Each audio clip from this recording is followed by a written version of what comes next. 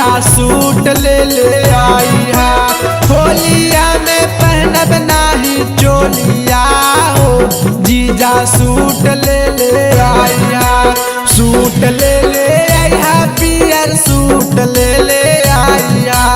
अपने हाथे रंगिया गोरे गालिया हो, जीजा सूट ले आई हा।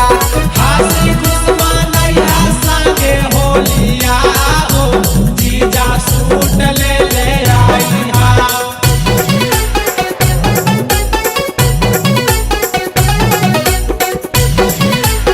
Presented by Akash Music Films, Bodhgaya.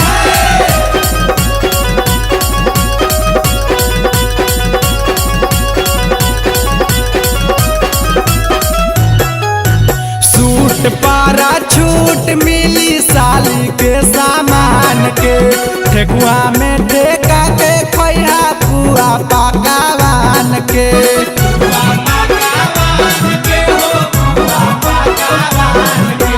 Suit पारा छूट मिली साली के सामान के, ठेकुआ में ठेका के खैहा पुआ पकावान के।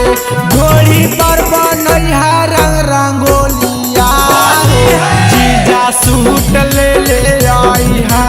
अपने हाथे रंगिया गोरे गालिया हो, जीजा सूट ले आई हा।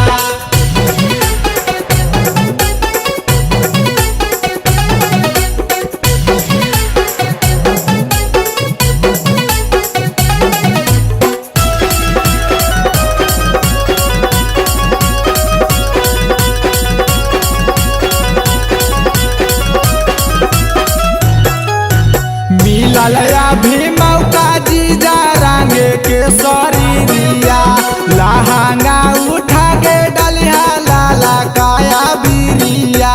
लाला काया बिरिया, जीजा लाला काया बिरिया। मिलल अभी मौका जीजा रंगे के शरीरिया, लहंगा उठा के डलिया लाला काया बिरिया। राहुल जीजा बात ना भूलाई हा, एगो सूट ले आई हा। अपने हाथे रंगिया गोरे गालिया हो, जीजा सूट ले आई हा। Presented by Akash Music Films, Bodhgaya.